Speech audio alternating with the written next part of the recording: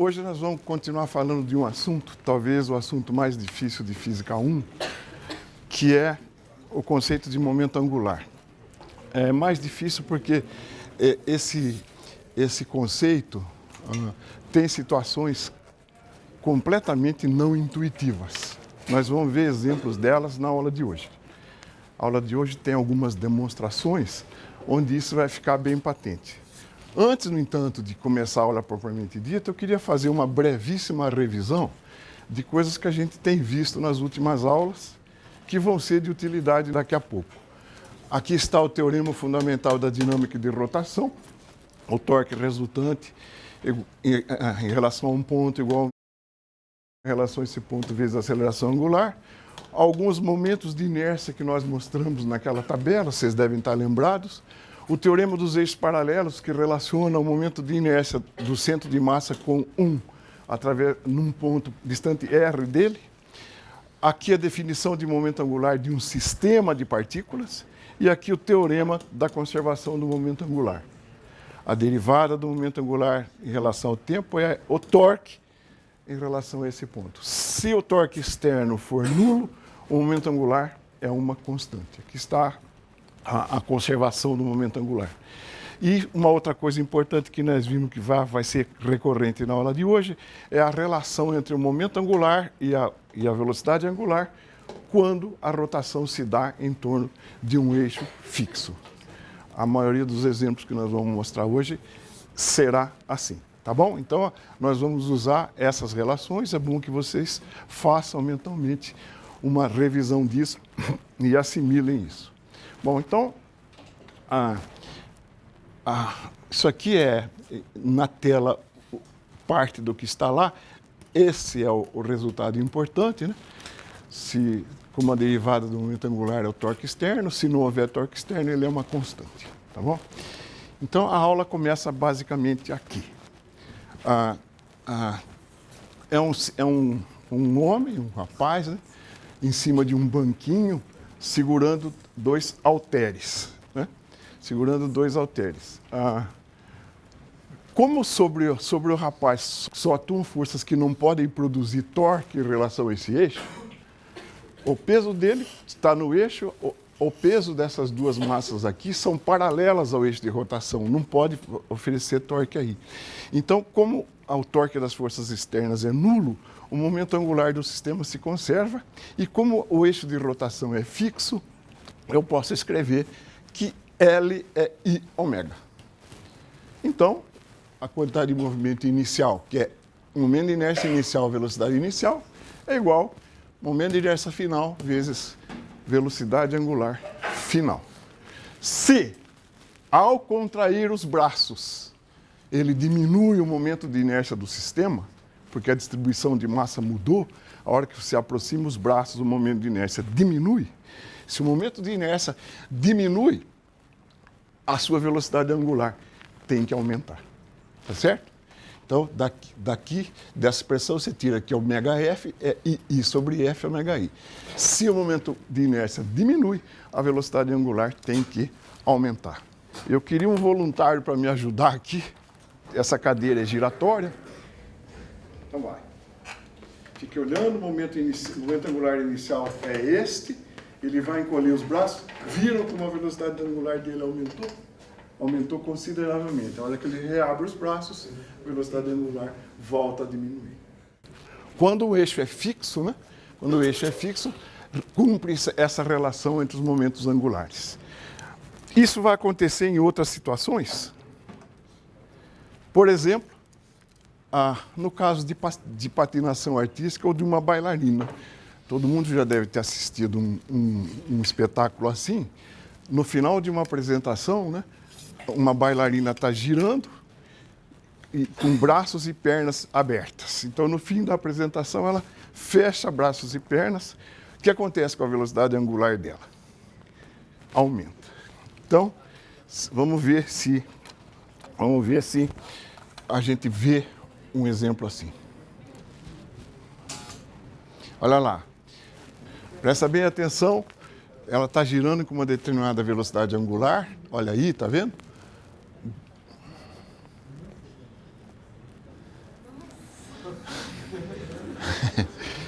E agora, então, né, um exemplo que também tem a ver com isso,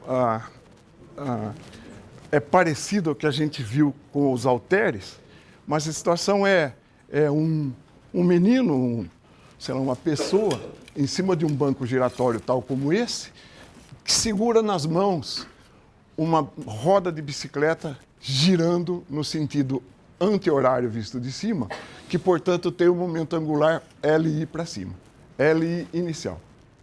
Então, o único momento angular do sistema inicialmente é o momento angular da roda, né, que rodando nesse sentido tem um LI para cima. Aí o que o menino faz? Ele inverte o sentido de rotação da roda, passa a girar no sentido oposto.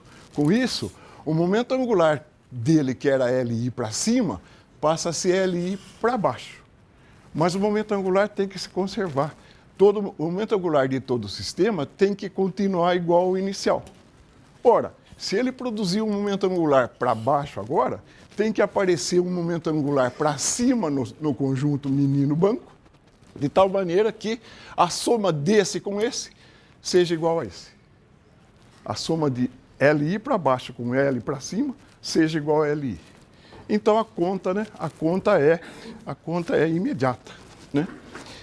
Então LI igual a I ômega I, que é o momento de inércia da roda vezes ômega inicial. Tá bom? O momento angular final, L final, o que é? É o L que o conjunto fez menos o L inicial. Como essas duas coisas têm que ser iguais, né? O L final menos LI tem que ser igual a LI. Então, o L final é 2 vezes LI, que é igual a 2 vezes I ômega I. Vamos dar alguns dados. Se o momento angular total do sistema for 6,8 kg por metro quadrado, se a velocidade inicial de rotação for 3,9 rotações por segundo, e se o momento de inércia da roda for 1,2 kg por metro quadrado, substituindo esses resultados aqui, eu posso escrever aqui. Então, o LF é I total, ômega final, que eu estou querendo calcular. Calcular o ômega depois que o menino inverteu. Então, ômega dá 2II, que é 2LI, I inicial, ômega inicial, sobre I total. Então, isso aqui é o momento de inércia da roda, vezes a velocidade angular da roda. Essa conta está aqui, ó, dá 2IR, 2I da roda, ômega I, sobre o momento angular total, que é 2 vezes I da roda era 1,2 vezes 3,9 dividido por 6,8. Isso aqui dá aproximadamente 1,4 rotações por segundo. Então, o ômega final é esse. Legal? Um outro exemplo interessante de conservação do momento angular é o que acontece num salto ornamental. Uma atleta salta de um trampolim, né, com o corpo levemente inclinado, porque senão ela salta e cai na vertical. Com o corpo levemente inclinado, o centro de massa dessa saltadora está sujeito, né, à força mg. Então, o centro de massa dela descreve aquela parábola famosa que a gente aprendeu em projéteis. O centro de massa da saltadora descreve uma parábola. No entanto, né, ela começa a girar em torno do seu centro de massa. E quando ela fechar braços e pernas, o seu momento de inércia em relação ao centro de massa diminui e a velocidade angular de rotação em torno do centro de massa aumenta. Então ela dá aquelas voltas, às vezes um salto duplo, às vezes um triplo, e um pouco antes de chegar à água, para não cair de costas ou de barriga na água, ela se estica de novo, diminuindo sua velocidade angular e cai verticalmente. Esse momento angular é constante. Por quê? Por definição, o momento angular é somatória de RI e PI. A sua derivada é somatória de RI vetor FI. Ora, essa FI é a composição de todas as massinhas vezes G. Então, eu passo o M para cá, M é R' I vezes G, isso é zero, porque a única força que atua sobre ela passa pelo centro de massa, portanto, não tem torque em relação a ele. Então, em relação ao centro de massa, o momento angular se conserva, então, e ômega nessa direção é constante. Então, fechando braços e pernas, ela aumenta a sua velocidade angular em torno do centro de massa. Outra aplicação imediata e simples disso. E agora, um conceito. Eu vou pegar um cilindro, aqui e vou fazer uma marquinha nesse cilindro aqui. Fiz uma marca no cilindro. Nós vamos tentar conceituar rolamento de duas maneiras diferentes. Tem uma marca no cilindro, eu vou partir de uma posição em que essa marca está para cima, né? E rolar até que a marca volte a aparecer em cima, aqui. Então ele rolou. Se o raio do cilindro for R, quanto ele andou? 2πr. O centro de massa do cilindro estava aqui, veio parar aqui. Então, esse movimento que eu acabei de fazer, eu posso substituir pela combinação de 2. Eu vou tentar partir do mesmo lugar que eu parti antes. Eu posso transladar o centro de massa do cilindro até aqui. Quanto que o centro de massa andou? 2πr. E quando eu cheguei nesse ponto, eu posso rodar em torno do centro de massa. Se você sair lá fora e vir a posição final, você não sabe se eu fiz isso ou se eu fiz isso. Então, um rolamento, ou um movimento mais geral de um corpo, pode ser descrito como uma combinação de um movimento de translação com um movimento de rotação. Vamos tentar entender, vamos tentar agora quantificar essas coisas. A tela está mostrando, né? A tela está mostrando, eu vou repetir aqui. Vou repetir aqui. Esse caso.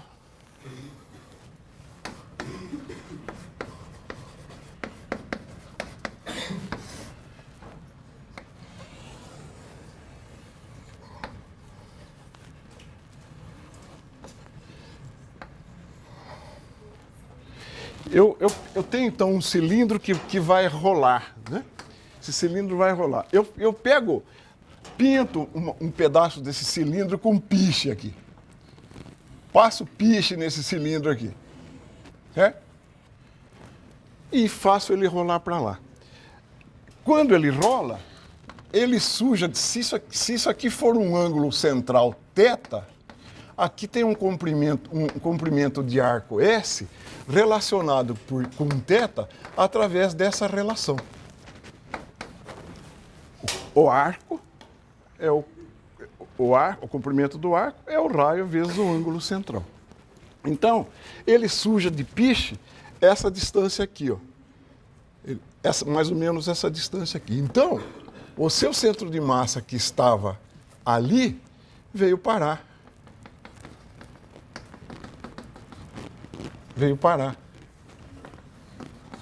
Aqui. Aqui, então, está a velocidade do centro de massa. Aqui está a velocidade do centro de massa. Então, o arco que ele sujou aqui embaixo tem que comprimento? O arco que ele sujou aqui embaixo tem comprimento o quê? S igual a Rθ.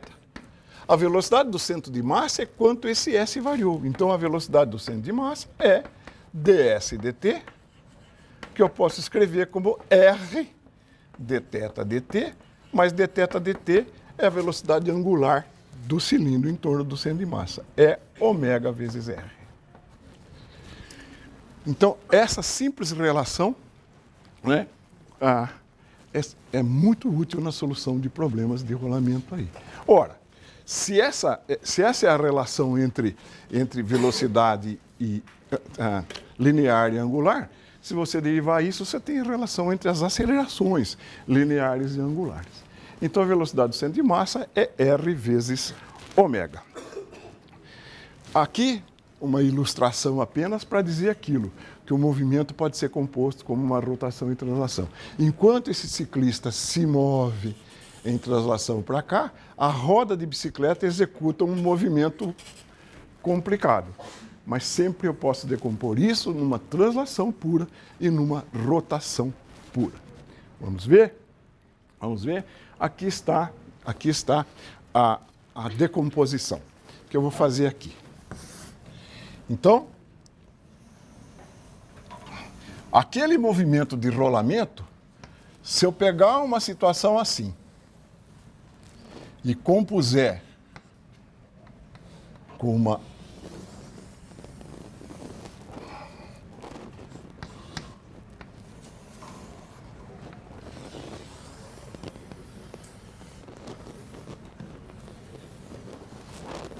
vamos olhar isso com cuidado. Aqui eu vou considerar o movimento de translação, aqui eu vou considerar o movimento de rotação pura e aqui nós vamos ver o que dá.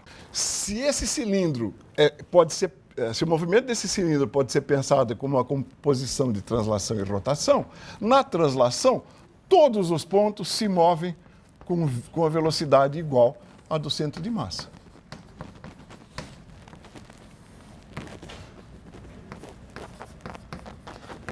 A hora que eu pego um cilindro e faço isso, todos os pontos se movem com a mesma velocidade de translação.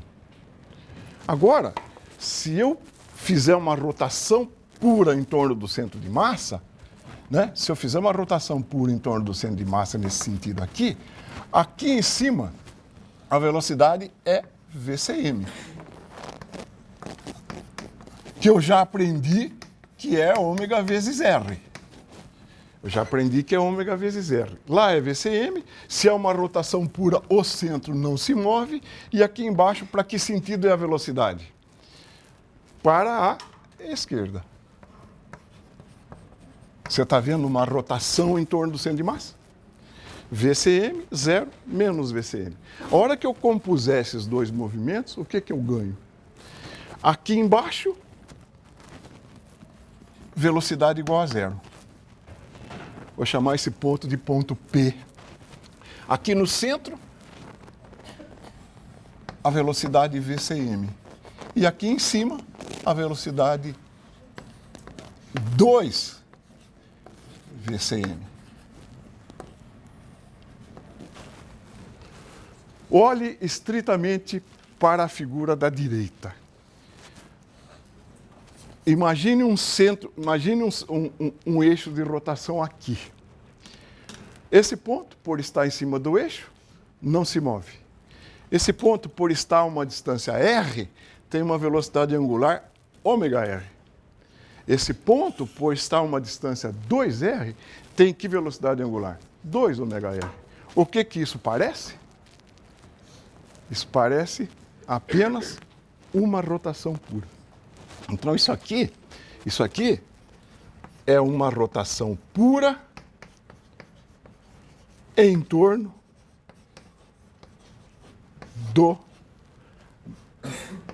do ponto P. P é chamado eixo instantâneo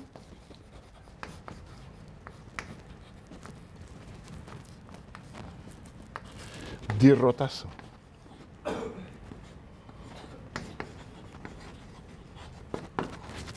Eixo instantâneo de rotação. Então, um rolamento, que é a composição de translação com rotação em torno do CM, pode ser descrito apenas como um movimento de rotação em torno do eixo instantâneo e uma coisa não intuitiva, com a mesma velocidade angular.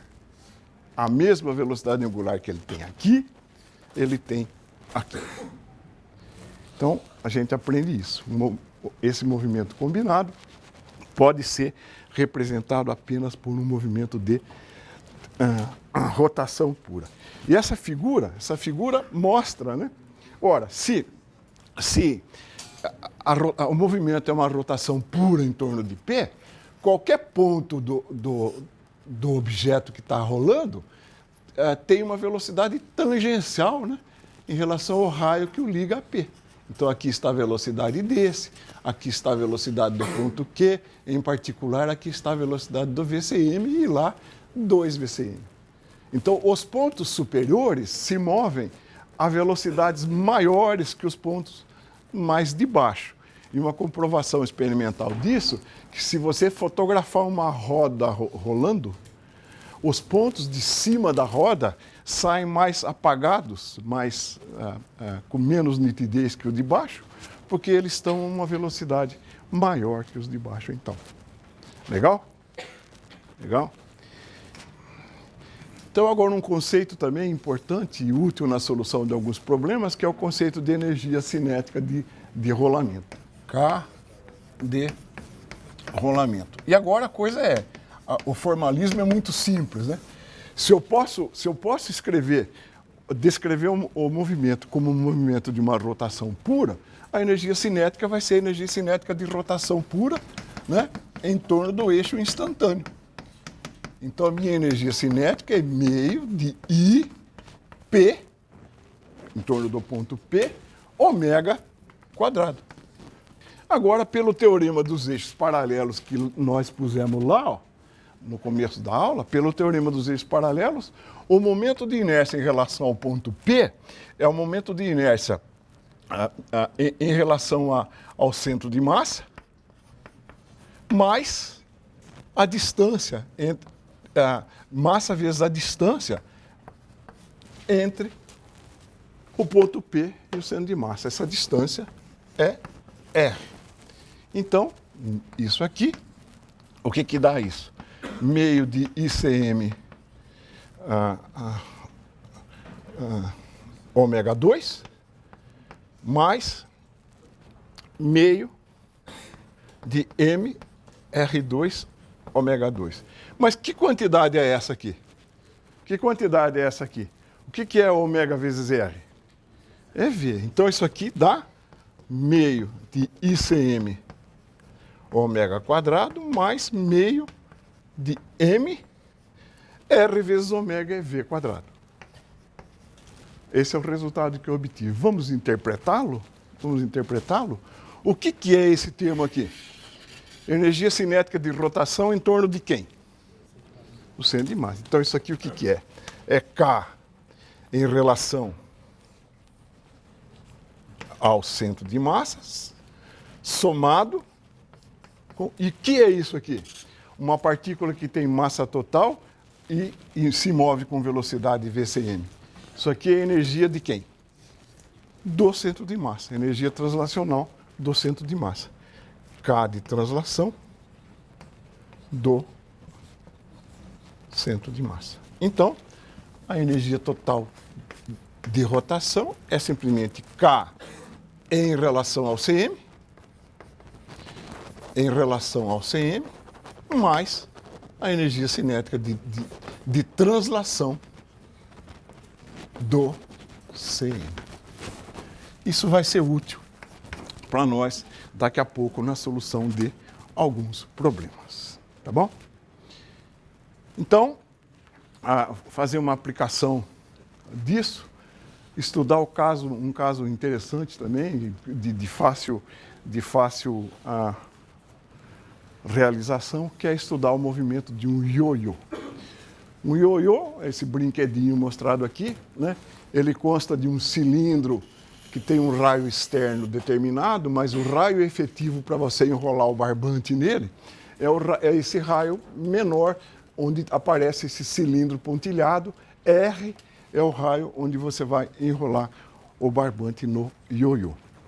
Vamos tentar entender a dinâmica rototranslacional desse ioiô. Então a gente separa em dois casos, né? Separa em dois casos. O caso em que o ioiô está descendo e o caso em que ele está subindo. E vamos equacionar, fazer essa conta aí. Então,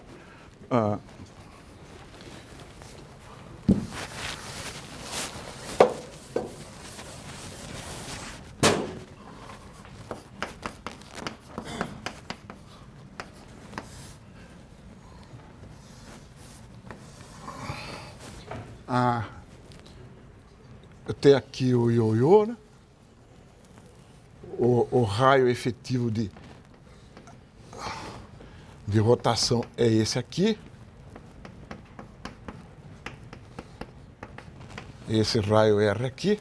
Eu tenho uma tração para cima, uma tração segurando o ioiô aqui. Ele está preso a um fio aqui no teto, né? Está preso a um fio aqui. Então, preso a um fio aqui, você tem essa tração. Né? E a força peso do ioiô, mg. Aqui está a tração T e aqui está a força mg. Vamos olhar bom, se ele está descendo, né? Se ele está descendo, ele está desenrolando assim, né? Ele está desenrolando assim. O ômega dele é para cá. Então, o torque sobre ele, R vetor T, isso aqui R vetor T é o torque pela regra do saca-rolhas, esse torque sai. Então, o torque que é R vetor T é um vetor que sai da lousa. R vetor T sai da lousa. Isso é compatível com a velocidade angular dele. Ele vai desenrolar com o ômega assim. Então, a aceleração angular, então, é também saindo da lousa. O alfa também é assim. Então, qualitativamente, isso aí está certo, está funcionando, respeitando as leis. O tal igual a I alfa. Então, vamos equacionar isso aí. Vocês se lembram? A gente equaciona o movimento translacional, a gente equaciona o movimento rotacional e vincula os dois pela condição de rolamento, que é ômega R. Então, T vezes R, o módulo do torque, é igual a I vezes alfa. Uma equação. Escrevi primeiro a equação de rolamento. O torque, T vezes R, mg não tem torque, o torque total é T vezes R, e isso dá ICM alfa. Equação de translação. Esse centro de massa está descendo. Então, mg menos T igual a M ACM. 2. mg menos T igual a M ACM. A equação de vínculo é A igual a alfa R. Tá bom? Então, se eu em um eu escrevo que T vezes R igual a ICM A sobre R, tá? Que é ICM. Portanto, T é ICM A sobre R quadrado. T é ICM A sobre R quadrado. Pega essa expressão e leva aqui. Em 2, então de 1 em 2, mg menos T, que é ICM A sobre R ao quadrado, igual a MA. Divido por M e junto A para cá. Então, A, o que é? É G sobre 1 mais ICM sobre R ao quadrado.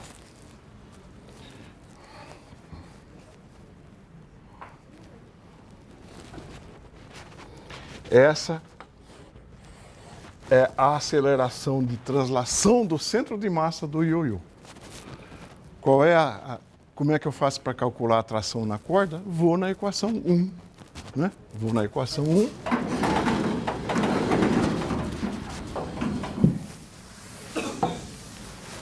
Oi. Obrigado, faltou uma massa. Obrigado, faltou uma massa aqui embaixo. Obrigado.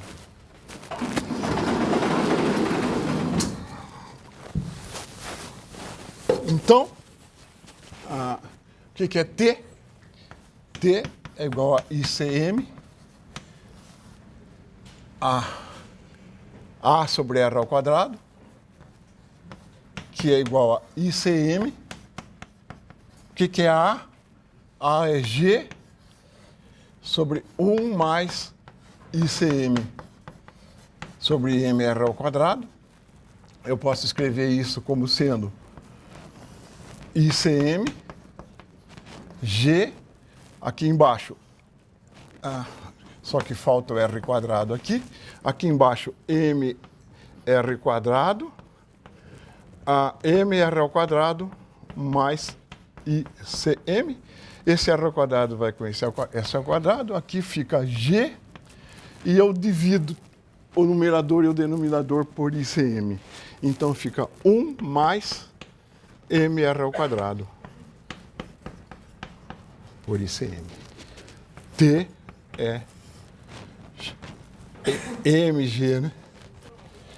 Sobe o M, né? MG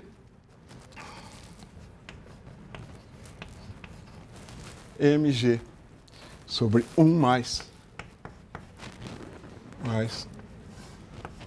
MR ao quadrado por ICM.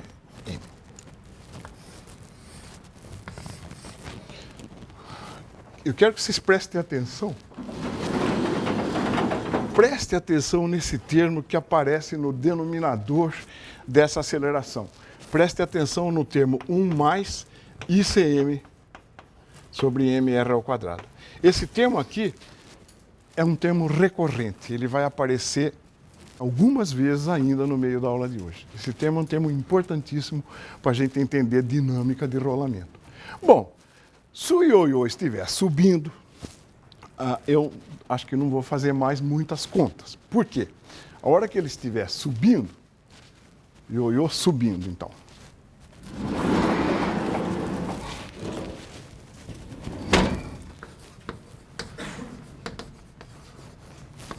Então agora,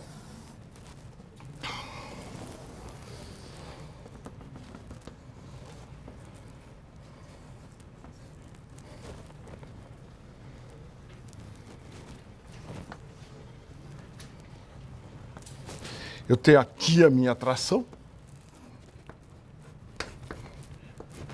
Aqui está o peso mg. Aqui está de novo a distância r.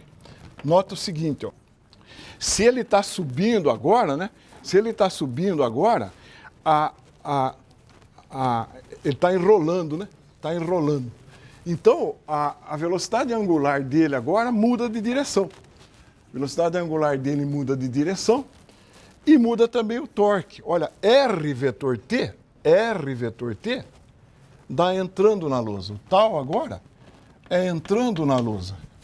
E a aceleração angular também. Se a aceleração angular está entrando na lousa, né, é sinal que ele está virando assim. Então o alfa também entra na lousa. Ou seja, tanto o torque quanto a aceleração angular mudaram de sinal. Então, T vezes R vai ser menos ICM alfa. Mas A também vai ser menos alfa R, porque ela é em outro sentido. Então, essa equação não muda. E a equação mg menos T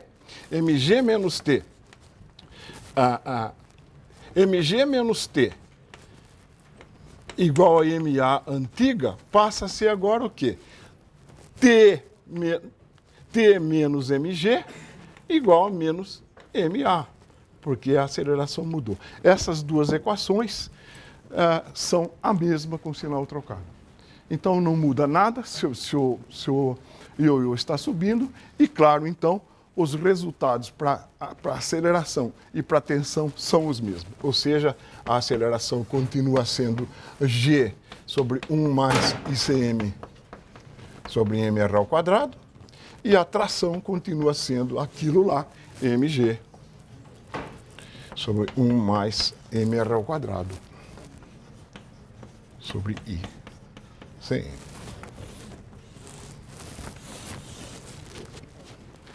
Eu ainda posso fazer uma outra interpretação ou ter uma outra visão do ioiô, que é uma visão sobre energia. Vamos fazer isso aqui.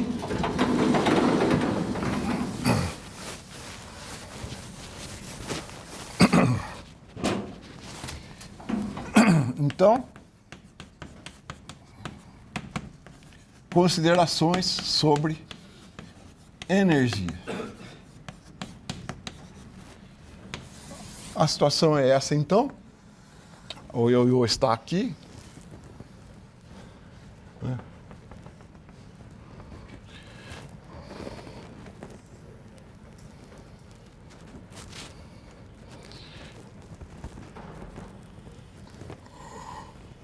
Eu coloco aqui meu nível de energia potencial gravitacional nulo, então esse ioiô foi solto de uma altura Z. Né? Esse ioiô foi solto de uma altura Z. Então, por conservação de energia, a única força interessante aí é a força gravitacional, e as únicas forças são a gravitacional e a de tração. Então, por consideração de energia, a energia total aqui em cima é igual à energia aqui embaixo.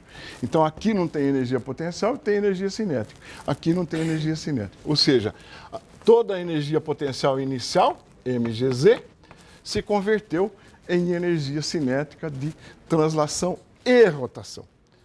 Né? Aquela energia cinética que a gente escreveu ali. Ó. Então, o que dá isso? Meio de ICM ômega ao quadrado mais meio de M VCM ao quadrado, tá bom? No lugar de ômega, eu posso escrever V, eu vou tirar isso, V sobre R. Então, isso aqui dá meio de ICM V2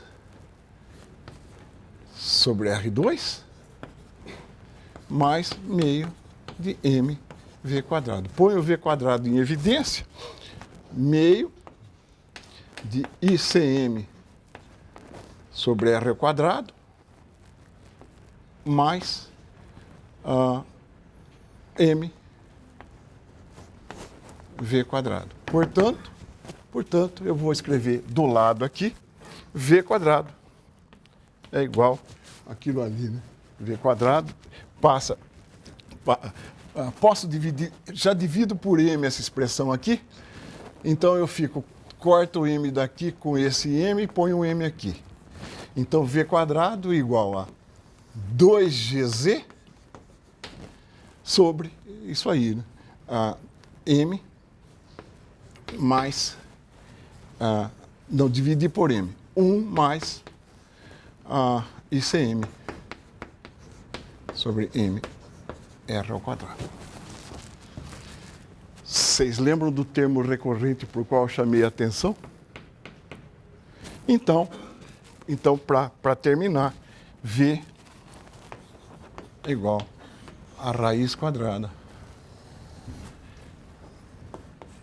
Esse mais ou menos aqui significa as duas possibilidades, né? Subindo ou descendo. De 2gz sobre 1 mais ICM sobre mr ao quadrado. Vamos dar uma olhada fina nessa expressão, né? Se a gente aplicasse Torricelli aqui, v quadrado seria um v quadrado igual 2az. Né? Velocidade final igual a velocidade inicial, menos 2 vezes o deslocamento, vezes a aceleração que ele tem. Se você olhar para cá, então, V, né, é raiz de 2az. 2az. Então, ó, 2z está aqui, G sobre esse termo cercado aqui, ó, né? Quem é? Esse termo cercado é a aceleração. A aceleração